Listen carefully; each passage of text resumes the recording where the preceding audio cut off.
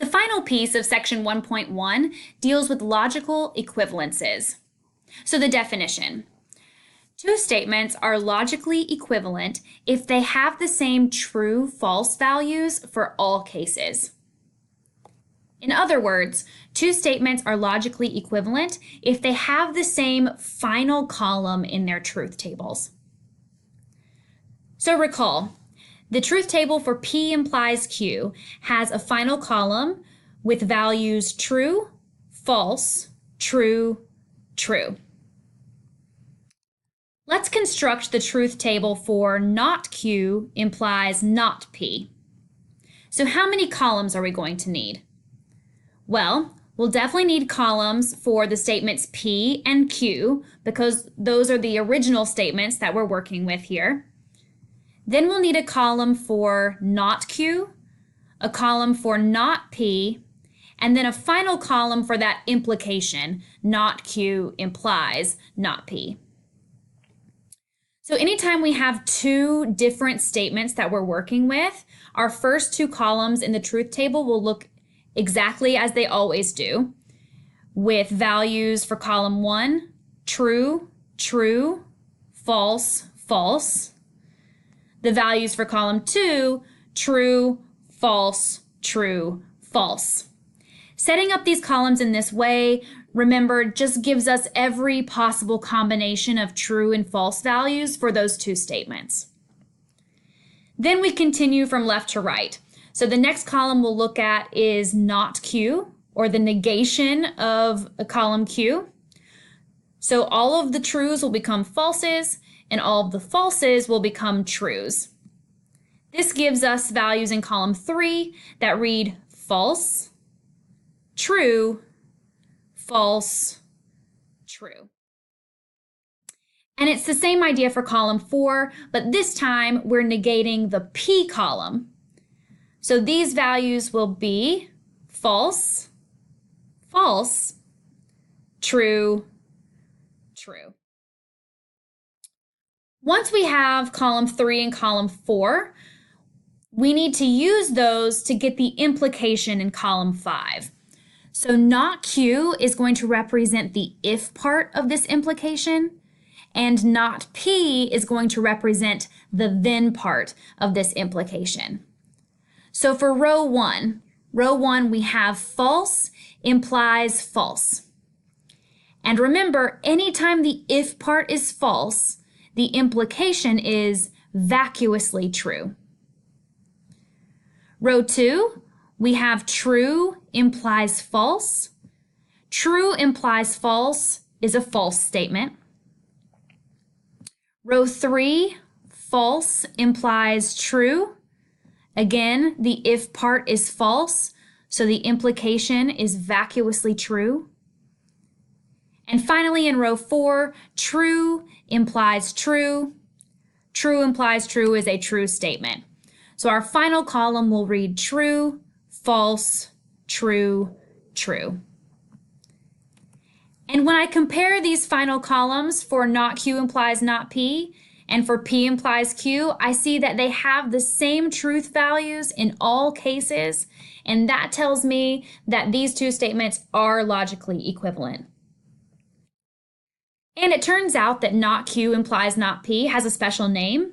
It's called the contrapositive of P implies Q. So if I ever ask you to write the contrapositive of an implication, you'll need to switch the order of the implication and negate both pieces of the implication. So P implies Q will switch and negate to be not Q implies not P for the contrapositive. And what we're saying here is that a statement and its contrapositive are always logically equivalent. Another important statement would be the converse of an implication. The converse simply switches the order of the implication. So P implies Q switches to become Q implies P for the converse.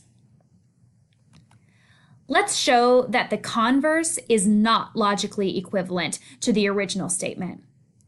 And to do that, we'll need to take a look at its truth table. So we're still dealing with original statements P and Q, and we'll just need one extra column in our truth table for the implication. Two different statements means column 1 and column 2 look as they did before. True, true, false, false, true, false, true, false. And then I just need to figure out the truth values for this implication. Q is the if part, P is the then part. So reading right to left this time. True implies true. True implies true is a true statement.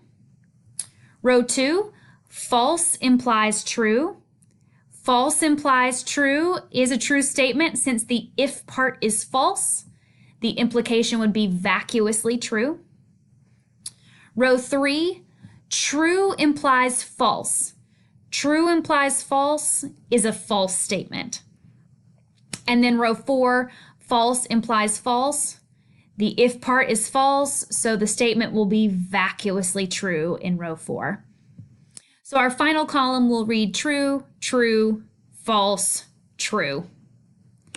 And comparing that to the original, I see that row 2 and row 3 have different truth values.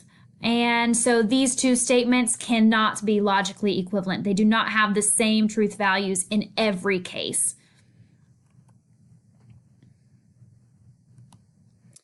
Let's look at one more example.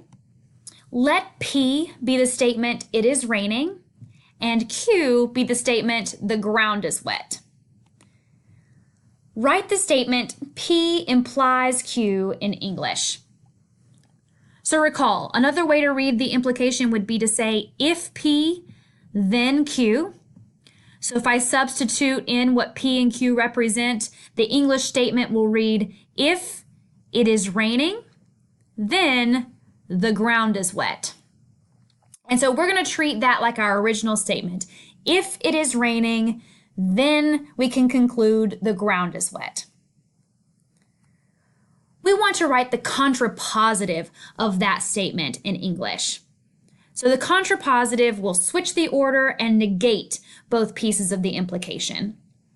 A piece of advice, even though we want our final answer in English, as these statements become more complicated, I think it is helpful to begin by writing the contrapositive in symbolic logic first.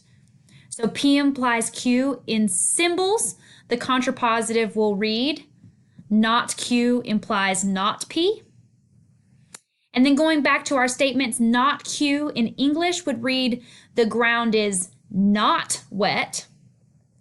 Not P in English would say, it is not raining. So if we write those as an if-then statement, it would read in English as, if the ground is not wet, then it is not raining. And we've shown that the statement and its contrapositive are always logically equivalent. So if we take as a fact, if it is raining, then the ground is wet, that is the same thing as saying, if the ground is not wet, then it is not raining. And just let that sink in for a second and make sure that makes logical sense to you. It is the same thing to say, if it is raining, then the ground is wet, as to say, if the ground is not wet, then it is not raining. Now let's try to write the converse of that statement in English. Recall the converse just switches the order. So in symbols, P implies Q switches to say Q implies P. So in English, this will read, if the ground is wet, then it is raining. We have shown that the statement and its converse are not logically equivalent. So it is not the same thing to say, if it is raining, then the ground is wet. That is not the same as saying, if the ground is wet, then it is raining. Because the ground could be wet for a variety of other reasons. We cannot conclude that it must be raining just because the ground is wet. These two statements are not logically equivalent. So that is the end of section 1.1, or at least the notes for section 1.1.